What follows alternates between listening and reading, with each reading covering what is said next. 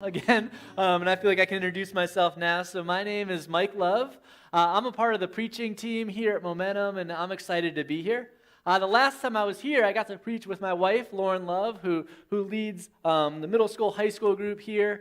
I've realized it's a lot more difficult to do this without Lauren because she did all the work last time. So a little nervous. So we'll see what comes out. But this might surprise you. But I am not much of a fighter. All right, I am not much of a fighter. I have never been in like a physical, like knockdown, drag out fight or anything like that. But I don't like boxing. I don't like mixed martial arts. I just don't enjoy that. It's just not for me. I will tell you, though, on a side note, that growing up, I loved WWF wrestling. And I could tell you Austin 3:16 way before I could say anything about John 3:16 or anything like that. So I was real big into that. So I will say, though, even though I have not ever been in a physical fight, I will tell you there is one person who recently, these last few years, has just been grinding my gears, just coming after me, and he just kind of keeps needling at me, keeps picking on me, and different things like that. So I want to introduce you. This is Ryan. Ryan is my 9-year-old nephew, and he gives me a hard time. And I love Ryan.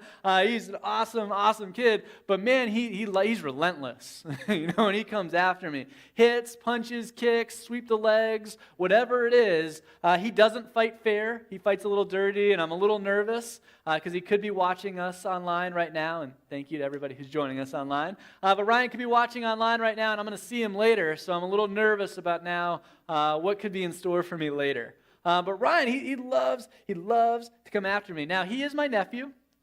My brother is his father, and my brother has taught him how to take me down. And my brother definitely encourages this as Ryan's going after me. So, I try to do different things to plan for the attacks. I've started switching to the Peloton workouts with weights so I can get stronger and get ready for them. You might have noticed that. But I've started doing that. Also, too, I've started kind of gearing up and just kind of being on my guard anytime I'm around Ryan, like how he's going to come after me, how he's going to attack me, and what's going to happen. But no matter what, he always surprises me. Maybe it's a punch to the back of the head, kick to the knee, whatever it is, he likes to bring me down.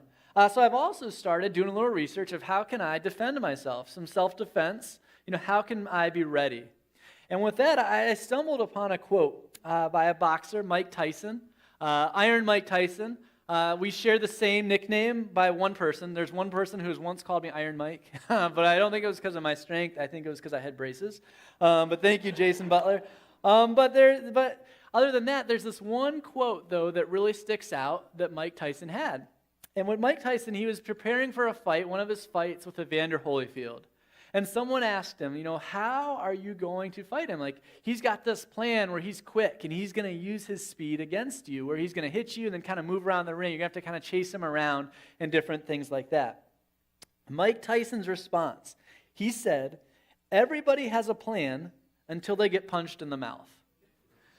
And that's very true. That's some great wisdom from Mike Tyson, is because he knows that going into a fight, I'm sure he had a game plan. I'm sure boxers, they train like crazy, and they're ready, I feel like, for anything. But while they have this plan, they also know that once they step into the ring, once that bell sounds, that anything can happen. Anything can happen. You have the crowd noise, you have the stress level of whatever's going on.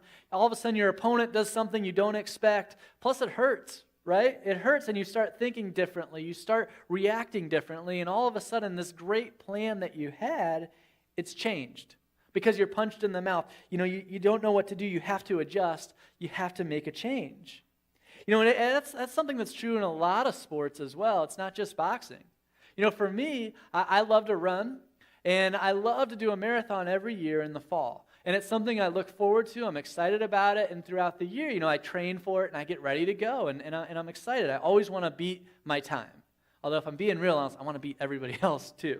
But I always want to beat my time. But I've learned as I'm training that some days you just have a rough day. Some days you just go out for a run and it's just different. I don't know if it's something you ate differently or it's hotter or humid or whatever it is. But some days you just don't have it. It's just not your day. And it really stinks about running when you prepare for like one big race every year. It's things sometimes you wake up on that race day and you just know right away it's not your day. I knew that one of my last marathons is, and when I went to the bathroom 4 different times before going to the starting line, I knew it wasn't my day. And this happens, and you just kind of have to adjust. You have to kind of grind it out and dig in and just kind of be ready. Another good sports example happened this past year in the NFL playoffs with just those poor Pittsburgh Steelers. The Steelers, they had a great plan. I'm sure they had a great game plan to play against the Browns. I'm sure they were excited. I know their fans were. I'm sure everything was kind of going in the right direction for them, having this great idea of here's how they're going to defeat the Browns. But then first play of the game, a snap right over the poor quarterback's head. Now they're down 7-0, and then 14-0, and then 21, and then 28-0, all punches to the face.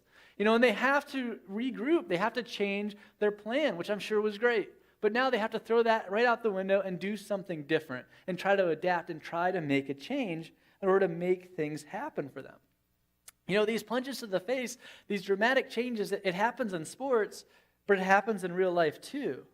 It happens in our friendships, in our marriages, our jobs. It happens when we least expect it. Maybe for you, you have this college debt or some other debt. Student loans, and you're trying to pay it off. And you make this great plan, you make this great budget, this is what you're going to do, everything is good, you've got the system, but then you lose your job. Punch to the face. You have to change what you're doing. Or maybe you have a big meeting set for work, or a student, you have a big test coming up that next day, and you're gearing up for it. I used to always get pumped up for tests. You're getting excited for it, you're getting ready for it, and you plan out your next morning. Like you're going to you're going to eat big breakfast, you're going to go over some notes, whatever it is, but then all of a sudden your alarm clock doesn't go off. So now you're rushing to get to that test, you're rushing to get to that meeting, a punch to the mouth. You have to change what you're doing. Your plan is gone now. As a dad, and happy Father's Day, if you dads out there, as a dad, I can think too, you're going to have a great day with your kids. Everything's excited. You're going to go to the park for a couple hours, but then you're putting on your son's shoes, and you just can't find that black shoe, and that's the one he wants. That blue Croc is just not cutting it, and he wants that black shoe. So now you're physically avoiding the punches to the mouth or whatever it is, but your day, it changes, your plan changes. You're trying to readjust. You're trying to do something different. You're trying to get everything back on track, and you're going to have that good day. And can't we relate to that, to the idea of, we know what it's like when things are going well, but then we get a punch to the face and things aren't going as well. But we also know what it's like when things aren't going well, when things are tough, they're hard to begin with, and then you get that punch to the mouth, and it's much worse, and it's difficult. It's a challenge. No matter how much you plan, that plan can go away sometimes, and it's hard. The unexpected happens. And can't we relate to the idea of that in the year 2020? This past year, what a punch to the mouth over and over and over again for so many of us. For me, my plans for 2020 didn't include quarantines, anxiety, loneliness, sleepless nights, pain, all those things. I didn't include that when I thought about what 2020 was going to be like. We don't plan for the job loss that came for many, the sickness, the death, the shortages, the questioning, the hurt. All those things that came this past year and years before it too. We don't plan for those punches to the mouth. It's also true for our spiritual lives. It's true for our relationships with God as well. Maybe you have a plan, and your plan is, I'm going to start physically attending a church service. I'm going to make this a part of my routine, and I'm going to do this each and every week. But then that first week, your car breaks down, and you can't get there. And then you have to kind of work back that up, that courage maybe to come back, or that willingness to want to come back. Or maybe, like Don talked about, like being a cheerful giver. Maybe that's your plan. I want to give financially. I really want to do that. But then your air conditioner at home breaks. And you have to fix that, and that's expensive. Or maybe you make a decision of you're going to start going to a Mo group, which a Mo group is just a small group of people meeting in people's houses. We talk about the sermons, talk about the lessons. And that's your plan. You're going to commit to going to one. And you really want to do it, but then you have a really rough day at work. And the last thing you want to do is see anybody else. So you have to go back. You don't go, and you have to kind of work up that courage again to go, to do it, to put those baby steps in to get there. These punches to the mouth, they happen. It's real, It happens to all of us. Now today, we're starting a sermon series called Storytellers, and we're going to learn from parables that Jesus told. And these parables, it's just a fictional story to drive home a powerful point. And Jesus would tell these parables, he'd tell these stories to people that were around him, and it had a point to them at that time, but it still makes a difference for us too. As we look through those and we see there's a lot of truth to this, there's a lot of things that we can take away from these parables told thousands of years ago. And today we're going to tell one called the parable of the wise and the foolish builder.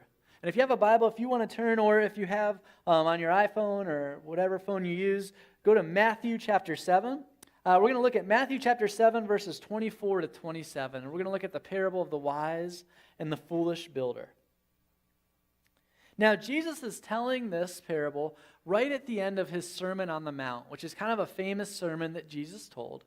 And he's talking to a wide range of people as he's telling this. He's talking to his disciples. That was just a fancy name for his students, people that followed him.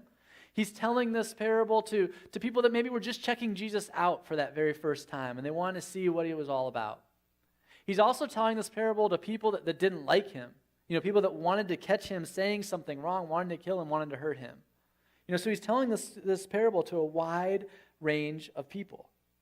So Matthew 7, verses 24 to 27, Jesus says this: "Therefore, everyone who hears these words of mine and puts them into practice is like a wise man who built his house on the rock. The rain came down, the streams rose, and the winds blew and beat against that house. Yet it did not fall, because it had its foundation on the rock. But everyone who hears these words of mine and does not put them into practice is like a foolish man who built his house on sand. The rain came down, the streams rose, and the winds blew and beat against that house, and it fell with a great crash." Now, what's interesting is that Jesus, he knows what it takes to build things, right? He was a carpenter. So when he's talking about building the foundation, he knows what he's talking about here. Like, he has some wisdom in this. I also get the mental picture that the houses look pretty nice. I picture that the houses, even though the foundations are different, like if you're just looking on the outside, that the houses both look nice, and you really couldn't tell the difference on what's going on inside the house, on what's going on with the foundation.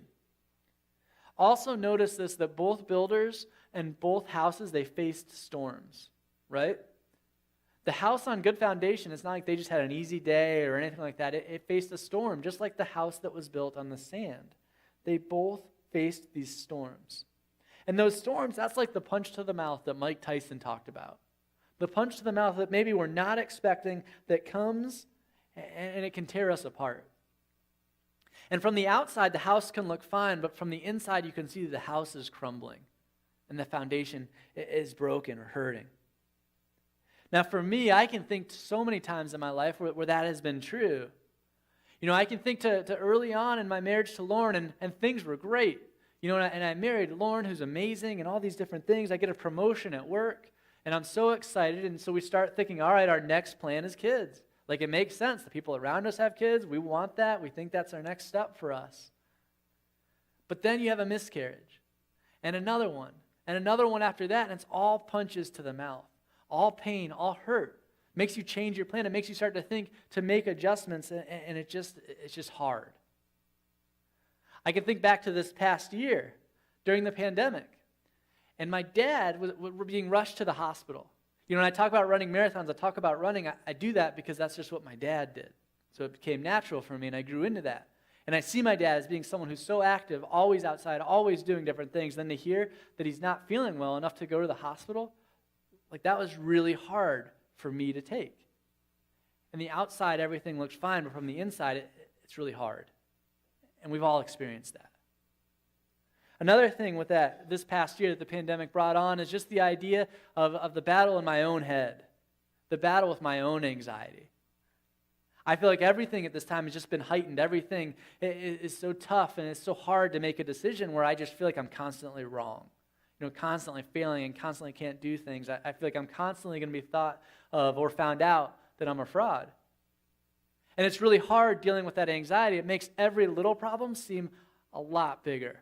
It makes molehills into mountains. And dealing through that anxiety and battling with that is really hard. punch to the mouth. No matter how hard we work, no matter how much we train or how lucky or blessed we are, all those different things, the storms are coming. The storms are going to come. The punches to the mouth are going to come. And we look at that house that was built on the sand. In verse 26, Jesus says, "Everyone who hears these words of mine and does not put them into practice is like a foolish man who built his house on sand. The rain came down, the streams rose, and the winds blew and beat against that house, and it fell with a great crash." That house, it looked really good on the outside. It looked really good. But by being built on the sand, there's no real foundation. Everything was surface level. And when those rains came, when that storm came, the house was just destroyed. And remember, Jesus is speaking this parable to his students, his followers, people that were close to him, but he's also speaking it to people maybe checking him out for the first time, and again, also people who didn't like him, people who were out to get him. And I think a message that Jesus is telling everyone who's there, that there's more to following me than just showing up to hear me speak. I think that's what Jesus is saying. There's more to following me than just showing up. And I think Jesus is also telling us the same thing thousands of years later. You know, there's more to following me than just showing up. There's more. And now please hear me. If this is your first time checking out Momentum or a church service, whether you're online or here, whatever that looks like, I think that's awesome. And I give you a ton of credit for doing that because that can be intimidating. It can lead to anxiety. It can lead to stress, and that can be scary. So I give you a ton of credit for checking it out. I give you a ton of credit for showing up. That is awesome, and I encourage you to keep doing it. But at the same time, in this parable of the wise and the foolish builder, I think what Jesus is telling us is to put down roots. You know, to build a foundation because the storms are going to come. To build a foundation that's built on God, to dig deep and build that strong foundation based on God. And with that, it's going to take time. You know, the strong foundation is going to take time, and it probably took a lot longer to build that strong foundation than the house that was just kind of plopped right onto the sand. You know, I picture the guy who builds the house on the sand kind of laughing at the wise builder, like, "Oh, why are you doing all that work? Why are you digging deep? Why are you trying to set down these roots to the house? Why are you trying to do this? All you got to do is just put the house there." Well, the same is true for our spiritual foundation. It's going to take time. It's going to take hard work.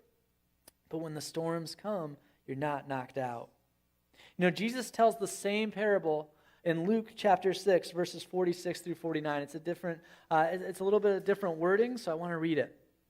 Because Jesus says this. He says, "Why do you call me Lord, Lord, and do not do what I say? As for everyone who comes to me and hears my words and puts them into practice, I will show you what they are like. They are like a man building a house who dug down deep and laid the foundation on rock. When a flood came, the torrent struck the house but could not shake it because it was well built. But the one who hears my words and does not put them into practice is like a man who built the house on the ground without a foundation. The moment the torrent struck that house, it collapsed, and its destruction was complete." And I love that imagery of just digging down deep, laying the foundation on rock, working hard, you know, getting dirty, getting gritty to try to build that foundation with God. And I think that's the difference. You know, the difference is that the wise builder, it puts Jesus' words into action.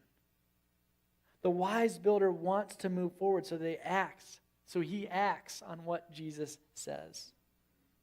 And putting Jesus' words into action, obeying God, it's not easy. It's not. You know, some of these things that are called to love and help other people, that can be really challenging. I can think to so many times for me when I've done the opposite, because it's easier or because it's quicker or whatever reason. I can think of so many times where I felt like, yeah, God would probably want me to do this, but I kind of go the other way. Maybe not as blatant as that, but it really is the same thing. You know, I can think of those different times of making those mistakes. But again, we have opportunities to continue to build that foundation, to continue to try, to continue to obey God, to continue to trust God. It takes time. And I think the first step in building that strong foundation is hearing from God. I think that's the first step. And that's our action step actually for this week, is that every day you're spending time to give an opportunity for God to kind of speak to you, to teach you something that you can grow from, to spend that time each and every day. And now, being honest too, for me, like, I've never heard like an audible voice from God that says, Mike, do this, or Mike, don't do this, or different things like that. But I have heard from God in other ways. I've heard from God as I'm reading through the Bible, like, yeah, this makes sense. It's something I should do. I've heard from God from different sermons or different worship songs or whatever it is, or for just different things in life. I felt like I've heard from God. And the same is true for us. I think it's so important that we're able to answer the questions of, have you heard from God? Or how have you heard from God? What does that look like to you? Are we giving God an opportunity to be heard in your life? Are you giving God a chance to be heard?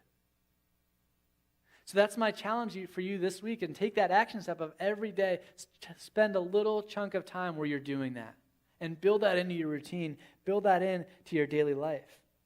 Now again, I've talked about what's working for me, and I would encourage you to do some of those same things. I think reading the Bible is a great way to do it. It's just taking a little chunk each and every day and say, yep, this is what I'm going to do, and then try to apply it. A great place to start is the book of Matthew. There's the Bible app, which has these different plans, which you can even do with somebody else. I think those are great ways to do that. I also think other things that you can do is find out how you connect with God, what works for you. For me, I love being outside. So going for a walk, talking to God makes a huge difference for me. I need that, or just being in nature in general. My wife, she's definitely the intellectual in our marriage. She loves to research things, to answer questions, to ask questions. Maybe that's what works for you. You can go back through Dan's sermons on the apologetics, or research using different books or online, whatever works for you with that. Maybe for you it's playing music or listening to music, whatever works for you, but take a chunk of time each day so that you can learn from God, so that you can hear from God. I think that is so important that we're doing that. But also, I think from this foundation talk that God, He doesn't want that surface level relationship with us, which means it's important for us to dig deep too, us to dig deep into our own lives and really talk to God. In talking to God, a fancy word for it is just prayer, but talking to God. For me, that's tough as a guy because I don't want to admit when I'm wrong or when I'm failing or when I'm hurting. I don't know if that's a guy thing, but it's definitely true for me. So it's hard to share my emotions, even with God. There's part of me that thinks, well, if I don't pray about it, if I don't talk to God about it, then God doesn't really know. That God can't see it or anything like that. I know that's not true, but there is part of me that feels that way. At least that's how I act. So what I've had to learn is that God knows He wants to hear where I need His help. He wants to hear from me with how I'm doing. He wants to hear about where I'm failing, where I need guidance, where I need His wisdom in my life. So that's been a big challenge for me through this pandemic is finding opportunities to talk to God, finding opportunities to share what's going on in my life with God. So what's really helped me is opening up a Google Doc on my phone and calling it like my prayer journal for each month and just writing what comes to mind. And I've loved it, and it's been huge for me to not to go back and check my grammar. I haven't gone back and read anything, but just to put it down, and to put it down on like that technology paper, whatever you'd call it, but to put it on that, I feel like it's sending right to God. And I needed that, and that's helped me immensely. But find out what works for you, and then do it. Do it this week. Spend some time talking to God. Spend some time allowing God to speak to you. I think that's so important for our foundation. If we want a foundation on God, we need to do that. But God also wants us to follow His example, to love and serve and to act and to obey Him. To be people of action, people who are moving people forward to love God. People who are doing that, people who are loving God ourselves.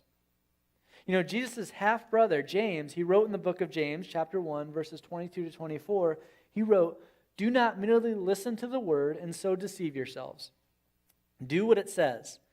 Anyone who listens to the word but does not do what it says is like someone who looks at his face in a mirror and after looking at himself goes away and immediately forgets what he looks like."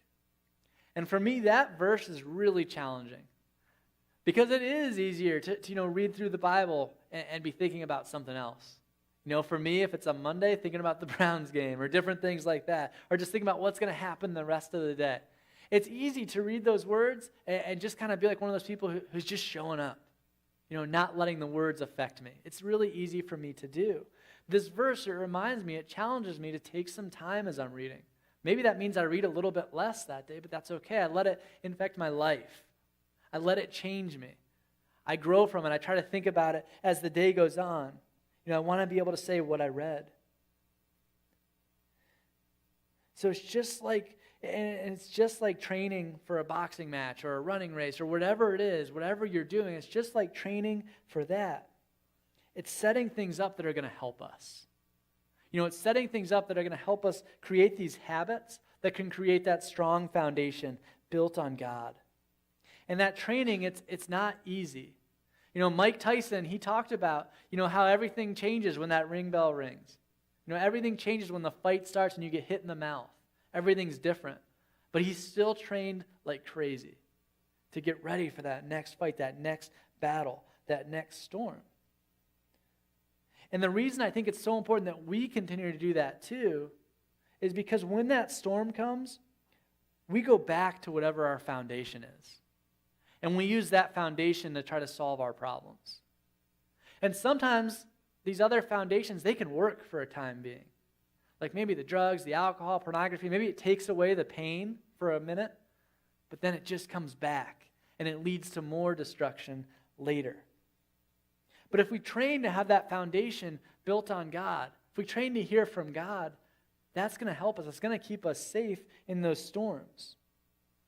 We go back to what we're used to when times are tough. And that's why we need that foundation that's built on God. So why do we do it? Why do we train? Why do we set up these habits? Why do boxers do those different things if they know the storms are coming anyways? Why do it? And I think it's important because it sets up something called muscle memory. And a muscle memory is when a movement is repeated over time and a long-term muscle memory is created for that task, eventually allowing it to be performed with little to no conscious effort. This process decreases the need for attention and creates maximum efficiency within the motor and memory systems, which means that when things are tough, you kind of go back to your instincts. You go back to what you've practiced. You go back to those habits. You go back to that foundation. And you're just moving sometimes without even thinking about it because maybe you don't even have time to think. And that's why it's so important to set up those habits. I think to the Karate Kid. Mr. Miyagi, he taught Daniel those habits through like waxing the car and different things like that in that comfortable, that safe environment. So that when he got thrown into a fight, he was ready and he used those same movements, that same muscle memory in order to be able to fight. And muscle memory is true for our relationship with God. It's true for our foundation that's built around God. We need to develop that muscle memory because it becomes our second nature so that when we're punched in the mouth, we go back to that foundation on God. For me, I can think back to those storms I talked about earlier. I talked about the miscarriages and what that was like to go through that challenge and to go through that with my wife and not knowing what the next step was. And really during that time period, the last place I would want to go would be a church service. I was frustrated. I was angry at God, thinking I did everything the right way, the way I should. Why is this happening? And you're frustrated and you're angry, so I didn't want to be here. But my muscle memory tells me, hey, it's Sunday. You show up to church. That's just what I've been doing. It's just my habit. It's just one thing I've been doing. And as I'm going there and as I'm there and I don't really want to be there, I hear songs. I hear songs about God. And you start to realize, yeah, God's with me in this. I don't know why this happened. I don't know what's going on, but I know God's with me. And I'm so thankful that I had that muscle memory to just show up because I needed that, and it helped. I think back to my dad in the hospital. I know I'm on stage right now. I don't like to talk in front of groups of people. I don't like to share my feelings. But as I think about my dad, the last thing I want to do is talk to somebody about it. But then I also know, my muscle memory tells me, that I have these close group of friends. I have these people that have my back, that I know will support me, that I know will encourage me, that I know will pray for me, and most importantly, my dad. So my muscle memory tells me, share with them. Talk to them about it. And I did. I didn't want to, But I felt like that muscle memory kind of forced me to do it. I needed to. And it helped. I grew from that. I think back to the anxiety that I talked about during the pandemic, the anxiety going on in my mind. And for that, I didn't know what to do. So I needed a new muscle memory. I needed to develop something different. I needed a change. And that's where that Google Doc thing on my phone came up. I needed a change. And I'm so thankful that I have that now, because now when those times are tough, when those anxieties come, because they still come like crazy amounts, it's still there, I can run to my phone and talk to God through it. Do I need my phone to talk to God? Absolutely not. But it's that one thing in between that really helps me. That's for me. That may not work for anybody else, but that helps my relationship with God. That helps my foundation. And I'm so thankful for that muscle memory, because I need that. You know, obedience to God can be tough. It's hard. But it helps our relationship with God. It helps us to grow. It's that doing, it's that obedience to God. It makes us stronger. It makes us have a better connection with God. So I talked about our first action step of this week is to spend time talking to God each day. Spend time, devote time each day where you physically can hear from God, whatever that looks like for you.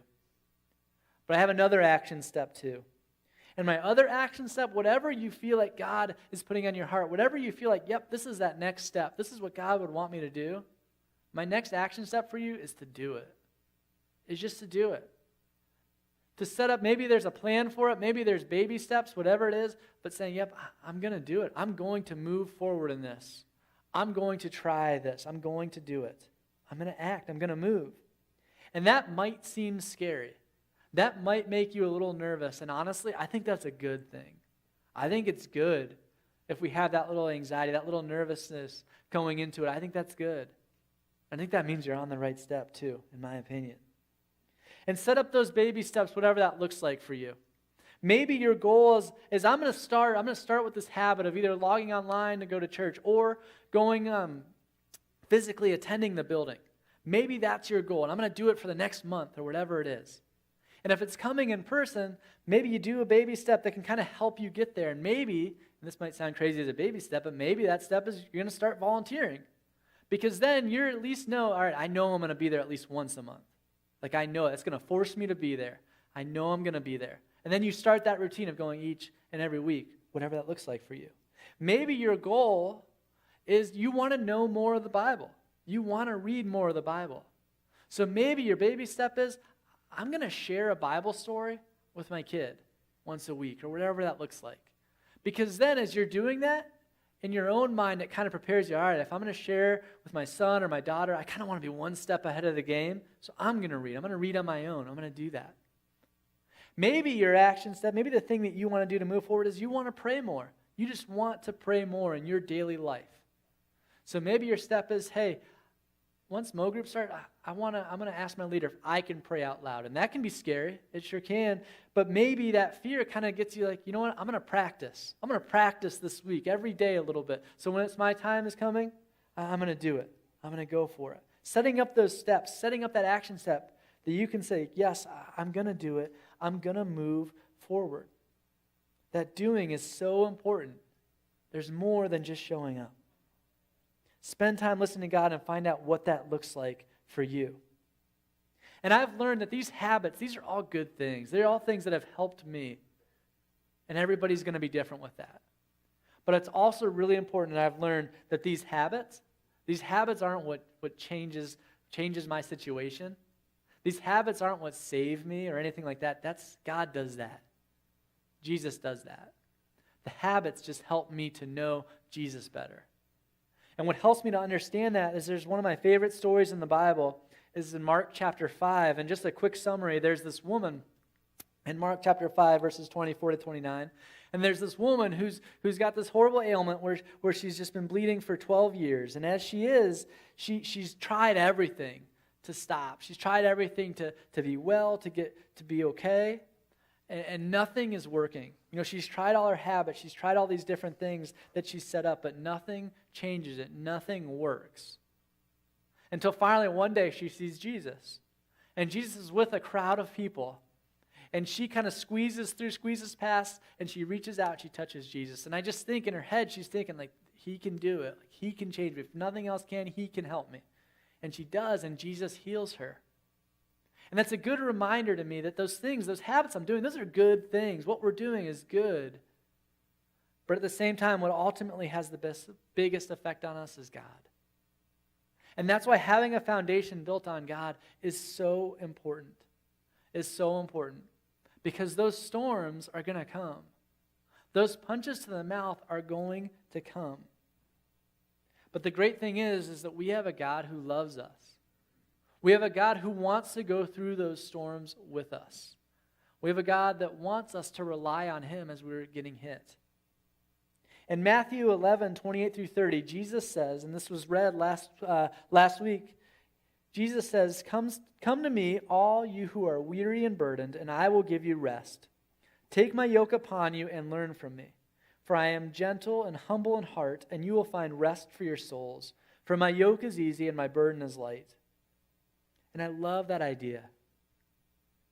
We have a God that loves us, that as we're going through these storms, wants to be there right by our sides, that wants to pull us through and help us through it. What else is cool is that we have a group here and in your Mo group that wants to do this with you too. That's getting punched right there with you. That's going through tough times. They may look different, but we're all going through them. And we have an opportunity that we get to go through those times together and to do it with a foundation built on God. So let's pray.